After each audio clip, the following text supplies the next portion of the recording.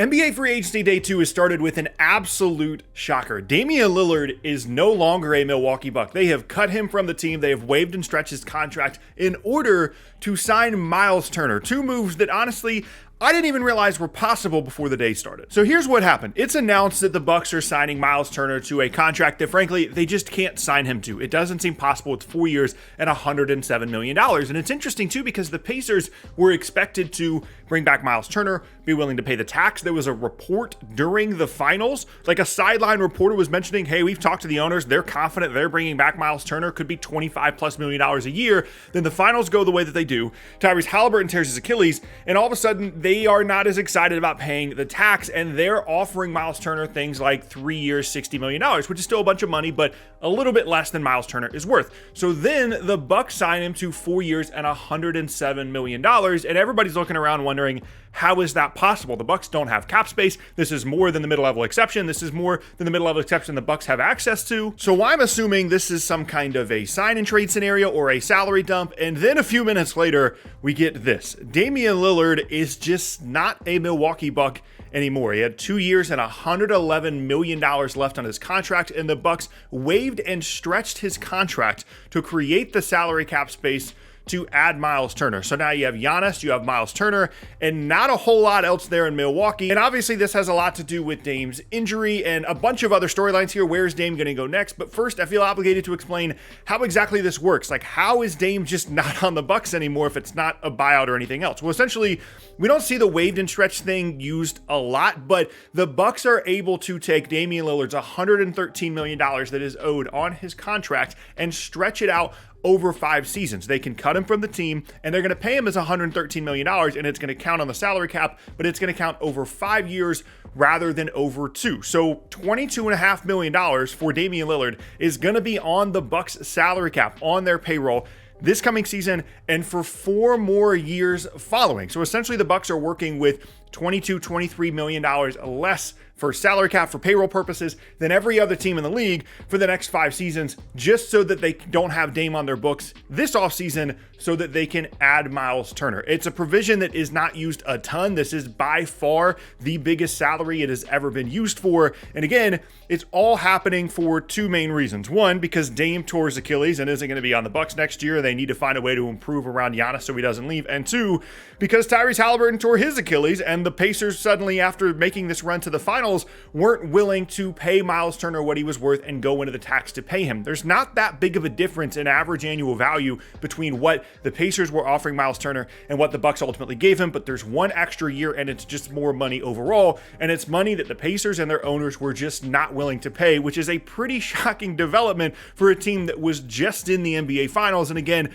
all of this gets dictated by 2 massively devastating Achilles injuries for the Bucks and the Pacers. If Dame doesn't tear his Achilles, the angst around Giannis, the concern around Giannis isn't nearly as bad because you still have Damian Lillard and you still have Giannis. But without Dame on the team next year, whether it be because of injury or now because he's just not on the roster, they felt even more pressure to improve the team. And obviously understand that Dame is going to play at most 1 more season with them once he comes back the following year from the Achilles, and then his contract would run out. So at this point, they felt like it was more beneficial to just cut him from the team in general. So what that means is that Damian Lillard is now a free agent. It's not expected that he is going to be able to play at all this upcoming season, but he can go ahead and sign with a team. There's obviously going to be a bunch of teams interested because this is still Damian Lillard, and even though he wasn't as good even before he tore his Achilles, he's still really good. Still going to have a couple of years presumably left in his career, even post Achilles injury. And he's going to be a very interesting piece now all of a sudden in the free agency market, because there were a bunch of teams that had,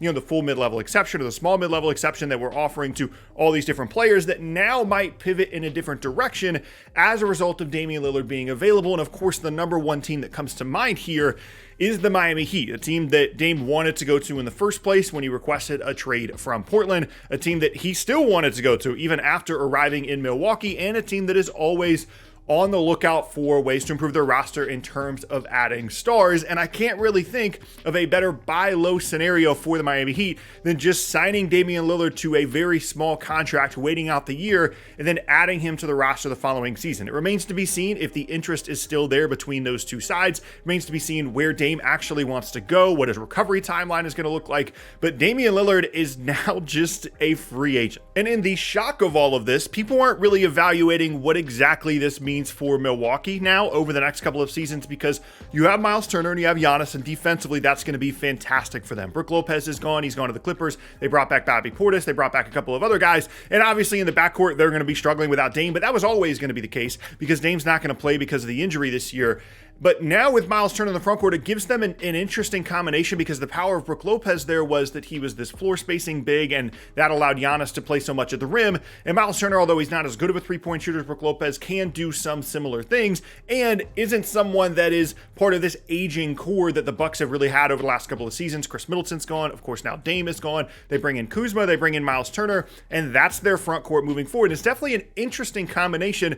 My thing is, I wonder if they're just doing a little bit too much here in trying to retain Giannis. I've been kind of speculating in some of these Giannis videos that if you really gave the Bucks truth serum, if you really asked them, hey, what would you like to do this offseason? I think there are probably some people within the organization that would say, yeah, it probably makes sense to go ahead and move Giannis now. This is pretty much peak value for him. There's going to be a bunch of teams around the league that are going to be interested. They don't really have any core pieces moving forward, and they didn't really have a way to put together a top-tier competitive team around Giannis. And even in a weak Eastern Conference now moving forward with all these different guys injured, maybe you could convince yourselves that the Bucks are going to be a top 4 team in the East now with making this move. But even with all those things considered, this feels like an extremely desperate move on the part of the Milwaukee Bucks, because this is something that affects your franchise for the next 5 seasons. Like, Damian Lillard's contract is going to be on your books until Giannis is like 36 or 37, and that's assuming that he's even still on the team at that point.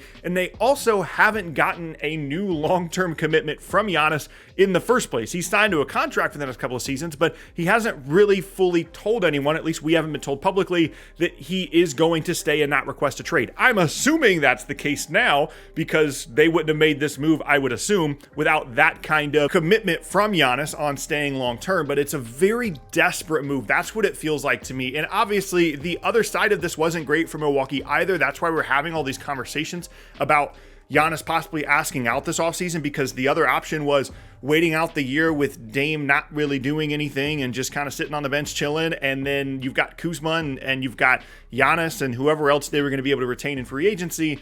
I'm just not convinced that this is all that much better of a position when you account for where the contract is going to be on their books over the next 5 years.